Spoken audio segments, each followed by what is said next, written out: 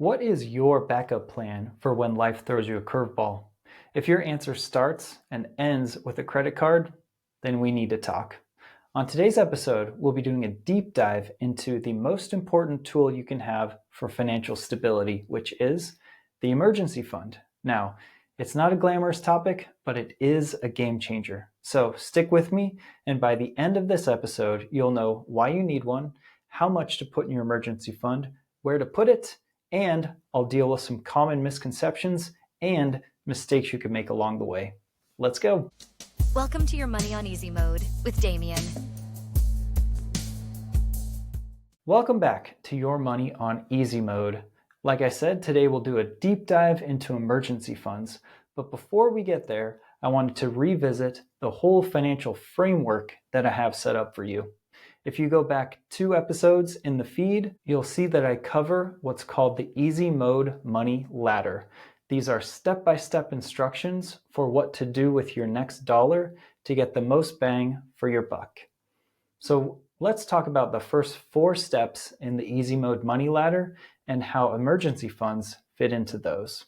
Here we go. Step 1 of the Easy Mode Money Ladder is to start by covering your deductibles. So you need to make sure that you have enough money saved up to cover your insurance deductibles in case of an emergency. Renter's insurance or home insurance, as well as your health insurance.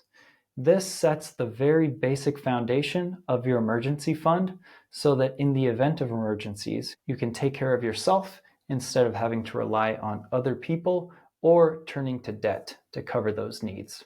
So that's step 1, which is building a baby emergency fund. Now in step 2, we start looking towards your future.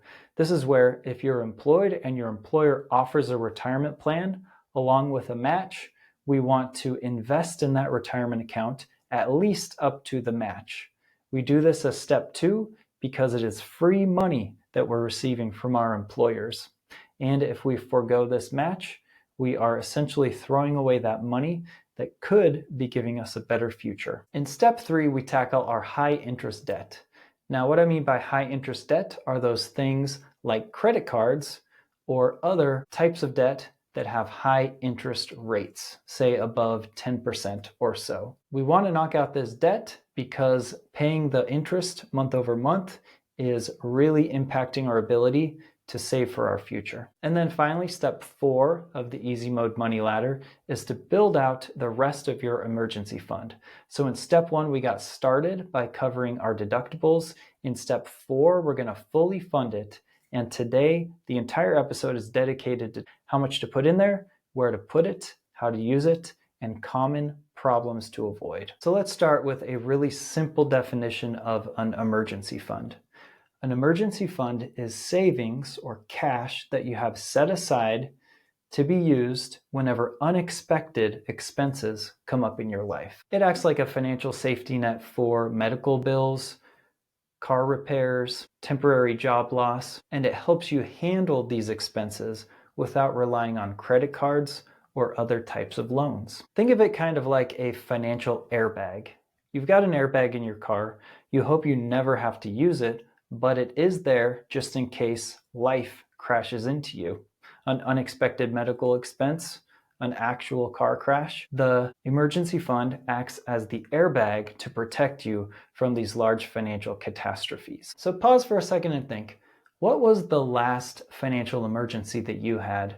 I'd love to hear from you. Please post in the comments what it was and how you dealt with it. Before we get into the nuts and bolts of saving for emergency fund, I want to tackle some of the common objections that I hear as to why people think they don't need an emergency fund. Here we go. A lot of people will tell me, I'm not bad with money, so I don't need an emergency fund. But the truth is, everyone needs a financial safety net. Emergencies don't discriminate between people who are good with their credit cards and people who have a lot of debt. Everyone needs an emergency fund. Next up, a lot of people will tell me, well, I have a really secure job with income that comes in on a steady basis, so I don't need an emergency fund. Here's the truth. No job is completely secure. One example is the tech sector, which I am an employee of. Over the past several years, we've seen mass layoffs among the tech sector, which for a long time was thought to be the most secure in the private industry. Remember, emergencies don't wait for you to be ready, and a job layoff could happen at any time. Okay, here's one of my favorite ones. I don't need an emergency fund, I have credit cards. The problem with using credit cards is that it's a double whammy. First, you're hit with an emergency, so you have an unexpected expense. And then, if you use your credit cards on top of that, you're adding more debt, potentially, to an already bad situation. Credit cards are a debt solution. Emergency funds are a debt-free solution. If you know that you can pay your credit card off before it starts accruing interest, then okay, be my guest. Use a credit card to cover that emergency expense instead of a dedicated emergency fund, but don't come crying to me when you surpass that month and you start racking up interest charges.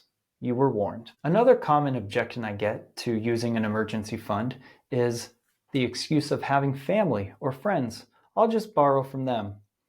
The problem is, whenever you take on debt, it changes a relationship between you and a person. Plus, it's no guarantee that that person will have the resources available to help you out in a pinch. Having an emergency fund allows you to handle these unexpected expenses independently, which empowers you to take control of your own financial life and not become financially dependent on someone else. Another common objection to using an emergency fund is, I have retirement savings. I'll use my retirement savings in those times of emergency.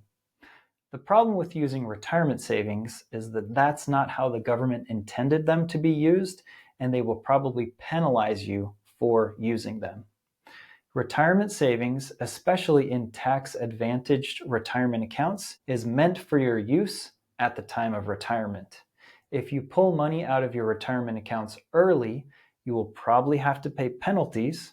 You'll also have to pay taxes on the gains, and you are reducing your future earnings. Using an emergency fund for emergencies rather than retirement savings allows those retirement savings to continue to grow and to be used for the purpose that you intended them for and the government intended them for. And finally, another objection that I hear about emergency funds is that I can't afford to save. It doesn't matter how small you start.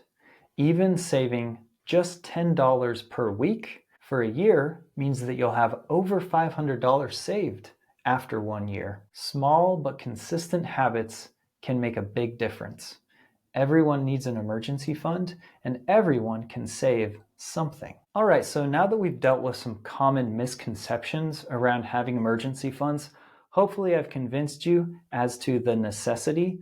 Now let's talk about what we can do to overcome some of our psychological or behavioral impulses that prevent us from building an emergency fund. Now, in order to build an emergency fund, that means we need to save. So we need to have a bit of self-restraint when it comes to spending. So let's talk about some common spending habits that keep us broke, prevent us from saving, and then we'll talk about how to overcome them. One of my favorites to deal with is impulse spending. I see something and I gotta buy it. Let's talk about some tactics you can use to combat impulse spending. And the first one is simply to not make it an impulse anymore. Marketers love to trigger you to go ahead and buy right away. They make it as easy as possible. You see the ad, they have a button you can click and order right away. They want to remove your reasoning and your thought from the action. They want to make it automatic. So we need to stop that automatic action from occurring. One easy way to do that is to set a 24-hour rule for yourself. This means that when you see something and you want to buy it, you save it and think about it for 24 hours.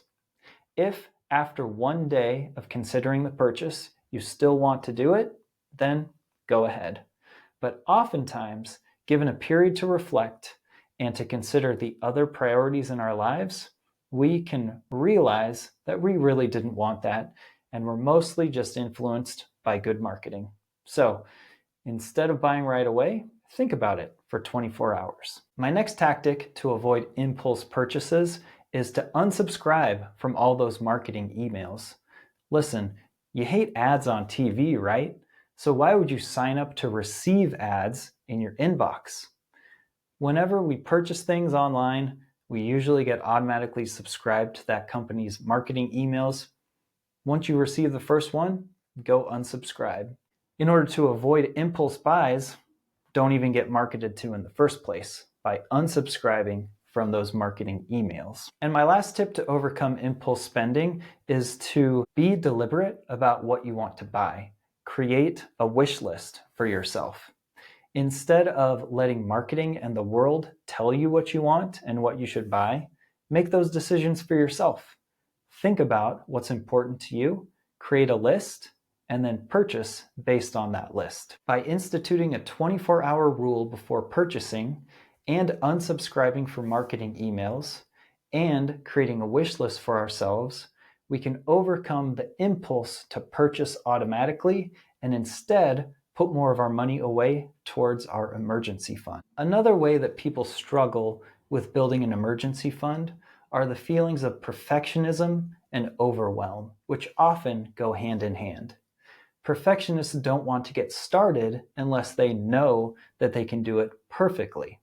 They could be worried about saving an amount each month because they think that they might not be able to do that perfectly every month. And thinking about the big pile of money that they need to get into their savings account can be overwhelming. So let's talk about how we can deal with the feelings of perfectionism and being overwhelmed by this big goal that we set for ourselves. It's very important to start small so that we can get some easy wins which build our confidence. Now, if you're familiar with the debt snowball, debt payoff method, it uses this psychological concept of starting small to get some easy wins. With the debt snowball, you line up all of your debts from the lowest balance to the highest one and start paying them off in that order. What this does is it gets you to knock out some of your debts quickly because you're paying off the smallest ones first, which builds confidence. So let's apply that same concept to the emergency fund world. Start small by setting a small monthly goal of how much you'll be saving towards your emergency fund. Make sure it's a number that you can hit at least the first few months. That will build your confidence to take even bigger steps in future months. And of course, to deal with the overwhelm of saving up 3 to 6 months of expenses, instead of thinking about that total dollar amount we need to get, break it up into smaller milestones. If we need to save up $6,000, break it up into 6 $1,000 chunks and track your progress towards those smaller milestones. If it feels overwhelming to save money every month, make it automatic. Instead of making the decision every month to move money physically from your checking account to your savings account, automate that action. Take yourself and your decisions out of the entire equation so that it's done for you. Then you don't have to worry about feeling overwhelmed with taking the step every month to do the savings. And finally, find a way to visualize your process. That could be a mountain climber who's starting at the bottom of a mountain and taking steps to get to the top. And each step along the way could be $100 saved. Color in the steps as you make progress so that you can visualize where you started from, how far you've come, and how much further you have to go. By taking small steps at first, visualizing your progress, and celebrating each milestone, you can overcome the feelings of perfectionism and overwhelm that come with setting a big goal like building out an emergency fund. All right, we did it. I promised we'd get here, and now we are. We talked about why it's important to have an emergency fund and some common objections. Then we discussed some of the psychological and behavioral barriers that prevent us from saving and how we can overcome those. Now we're at the part where we actually talk about the makeup and the location of your emergency fund. So first up, how big does your emergency fund need to be? Now remember the purpose of the emergency fund. It's to deal with unexpected expenses or an unexpected loss of income. Let's imagine that your income stream stopped. You lost your job. We would need to think about how long it would take you to get that income stream going again, how long it would take you to get a job, and what you would need to pay for during that time when income wasn't coming in. So we need to consider our bare necessities, and we have to think about how long we need to pay for those things. Most financial gurus recommend 3 to 6 months worth of expenses. So hopefully you would be able to find a job within those 3 to 6 months and restart your income stream. So let's go with those basics. We're going to save up 3 to 6 months of our necessary spending. What does that mean? If you remember last week's episode, we talked about the 50-30-20 method of budgeting. That's where 50% of our spending is done towards necessities, 30% towards discretionary spending, and 20% towards saving and investing. So we'll consider 50% of our spending every month to be the amount that we need in our emergency fund times 3 to 6 months. A reminder on what necessities are. This would be your rent or your mortgage, any sort of insurance premiums that you need to pay. That could be renter's insurance, car insurance, etc. Your utilities, so the things you need to keep the phone on, to keep the lights on, and the heating and cooling. Transportation costs. You need to pay for gas or electricity, depending on what kind of car you drive, in order to get to your job, to school, and to get around town. And then finally, minimum debt payments. So how much do you need to pay each month in order to not get behind, get sent to collections, get in trouble with the people that you owe money to? So taking all of those into consideration, those are the necessities. So figure out how much you spend on those every month, multiply that by 3 to 6 months. This is a rule of thumb. As with most things in life, there is some nuance to it. So let's talk about some factors that could impact the size of your emergency fund. So here are some factors that you want to consider that might lead you to make your emergency fund bigger or smaller than the 3 to 6 months.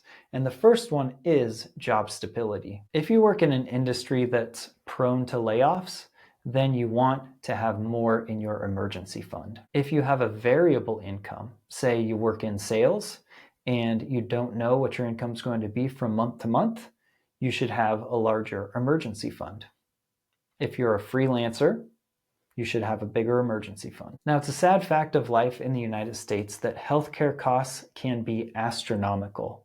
So take your healthcare and your family's healthcare costs into consideration. If you have a lot of prescriptions that you need to fill, if you have a lot of doctor visits, or someone suffering from a chronic illness, then you'll need more in your emergency fund. And finally, just how many people do you need to pay for every month? If you're a single person, your emergency fund can be smaller and can cover fewer months than if you are a parent with multiple children. So your emergency fund should match your lifestyle and your financial security level. Here are some examples. Let's say you're a young professional right out of college, you've got a stable job, minimum debt repayments, and you're single, then 3 months worth of expenses is probably good. If you're a family, you have children, maybe even a spouse who depends on your income, then you're going to want a bigger emergency fund, closer to that 6 months. If you're retired, living off of investment income, and you have that money coming in every month and it's steady and stable, then a smaller emergency fund is probably okay. And finally, like I mentioned before, if you're a freelancer or a salesperson paid on commission and your income is highly variable, then you want at least 6 months. Some financial gurus, like Susie Orman, recommend even up to a full year of emergency funds saved up for people with such variable income. Now that we know how big our emergency fund needs to be, let's talk about where to keep it. And this is one of my favorite topics. There are good places and there are very bad places to keep your emergency fund. The most commonly recommended place to keep your emergency fund is in what's called a high yield savings account. Now, what does high yield mean? If you go down to one of your monster mega banks like Bank of America and open up a savings account, they're going to give you an interest rate that is tiny, fractions of 1%. This is a low yield savings account. This is not the place you want to go to open your savings account because the money that you put into that account is earning so little in interest that it's basically negligible. An alternative to that is what's called a high yield savings account. In today's world, they're earning around 4%, but those fluctuate with interest rates. The best way to find a high yield savings account for you is to go online and go to places that review high yield savings accounts. One example is bankrate.com. Another is nerdwallet.com. Both of these websites review savings accounts, and they factor in things like the variability of the interest rate, as well as customer service and the accessibility of your savings account.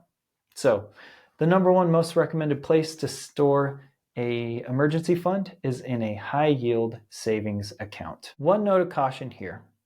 If you're an optimizer like me, you want your money to always be earning the most that it can. When you look online at high yield savings accounts and websites like Bankrate and NerdWallet that review them, they will often show you which bank account is earning the highest interest today. The word of caution is this. Oftentimes, those are teaser rates. That'll be a rate that's good for 3 to 6 months, and then it will drop dramatically. So instead of chasing these high rates, settle for one of the accounts that has a competitive rate but does not drop or fluctuate or is not a teaser rate. Don't waste your time switching your bank account every 6 months just to chase 0.25% of interest. Find one of the reputable ones and stick with it. Now let me tell you what I do. This is a little bit different, but it's worked out very well for me. My favorite financial firm is Fidelity. I've got all sorts of accounts with Fidelity. I have my retirement accounts, my HSA, my children's college saving funds, my credit card, and what's called a cash management account. That's where I keep my emergency fund. A Fidelity cash management account is a mix of a checking account and a savings account.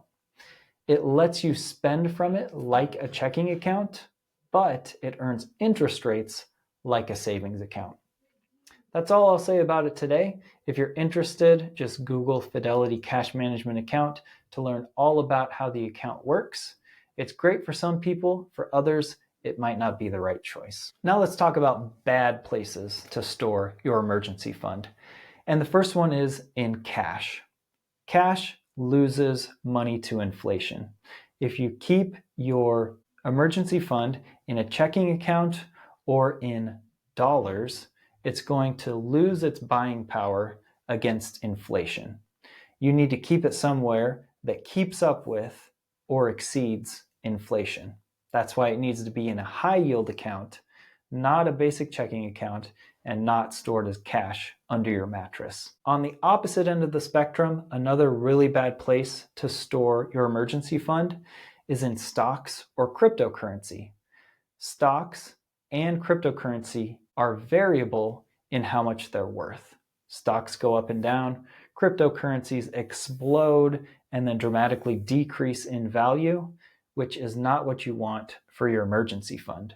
Your emergency fund is insurance, not an investment. So keep it somewhere that keeps up with inflation, but is not so variable that if you need it in a pinch, it's dropped by 50% of its value. So we've gotten this far. We've figured out how much we need in our emergency fund, and we know exactly where to put it. As your life goes on, make sure to reassess and adjust your emergency fund over time. Here are some life changes that should cause you to reevaluate how much you have in your emergency fund. The first is if you move. When you move, are you moving to a place with a higher cost of living or a lower cost of living? If it's higher, then of course, reassess your expenses and increase your emergency fund. How about changes in your family size?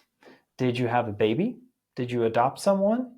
Did one of your children go off to college or leave home? The number of dependents should impact how big or small your emergency fund is. Another factor to consider when readjusting your emergency fund size is any new major responsibilities you've taken on.